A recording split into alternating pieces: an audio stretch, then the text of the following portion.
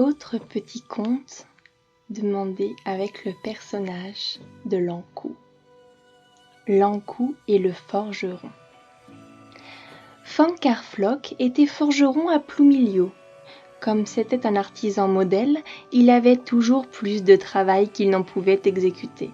C'est ainsi qu'une certaine veille de Noël, il dit à sa femme après le souper « Il faudra que tu ailles seule à la messe de minuit avec les enfants. Moi, je ne serai jamais prêt à t'accompagner. J'ai encore une paire de roues à ferrer que j'ai promis de livrer demain matin sans faute.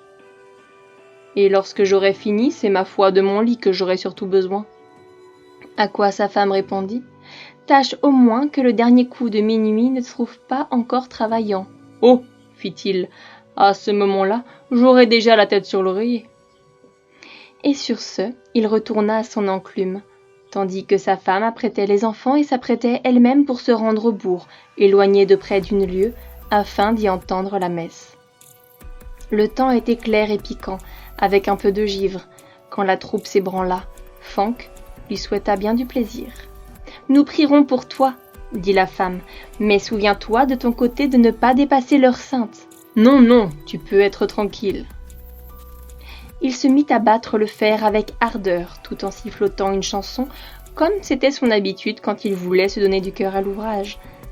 Le temps s'use vite lorsqu'on besogne ferme. Fancarfloc ne le sentit pas s'écouler, puis il faut croire que le bruit de son marteau sur l'enclume l'empêcha d'entendre la sonnerie lointaine des carillons de Noël, quoiqu'il eût ouvert tout exprès une des lucarnes de la forge. En tout cas, le 12e coup de minuit était passé et qu'il travaillait encore. Tout à coup, la porte grinça sur ses gonds.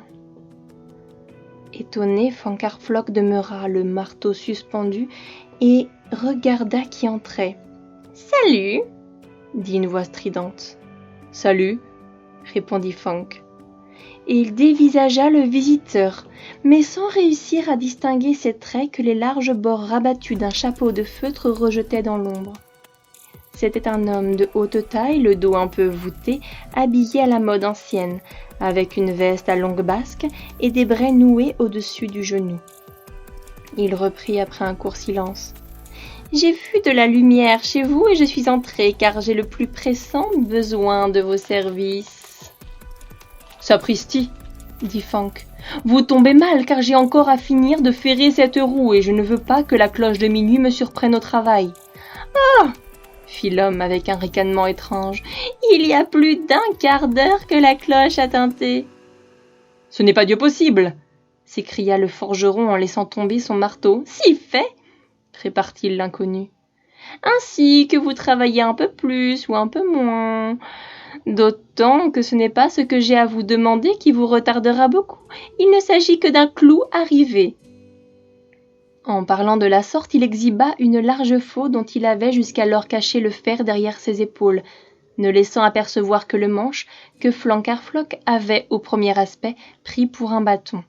« Voyez, » continua-t-il, « elle branle un peu, vous aurez vite fait de la consolider. »« Mon Dieu, oui, si ce n'est que cela, » répondit Fanck, « je veux bien. » L'homme s'exprimait, d'ailleurs, d'une voix impérieuse qui ne souffrait point de refus. Il posa lui-même le fer de la faulx sur l'enclume. « Eh, mais il est emmanché à rebours, votre outil !» observa le forgeron. « Le tranchant est en dehors. Quel est le maladroit qui a fait ce bel ouvrage ?»« Ne vous inquiétez pas de cela, » dit sévèrement l'homme. « Il y a faux et faux. Laissez celle-ci comme elle est et contentez-vous de la bien fixer. » « À votre gré, » marmonna Fancarfloc, à qui le ton du personnage ne plaisait qu'à demi. Et en un tour de main, il eut rivé un autre clou à la place de celui qui manquait. « Maintenant, je vais vous payer, » dit l'homme. « Oh, ça ne vaut pas qu'on en parle. »« Si, tout travail mérite salaire.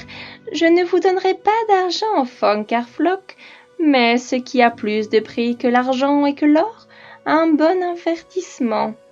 Allez vous coucher, pensez à votre faim et, lorsque votre femme rentrera, commandez-lui de retourner au bourg vous chercher un prêtre. Le travail que vous venez de faire pour moi est le dernier que vous ferez de votre vie. Kenavo !» L'homme à la faulx disparut. Déjà, Fancarfloc sentait ses jambes se dérober sous lui. Il n'eut que la force de gagner son lit où sa femme le trouva suant les angoisses de la mort. « Retourne, lui dit-il, me chercher un prêtre. » Au chant du coq, il rendit l'âme pour avoir forgé la faux de l'Ankou.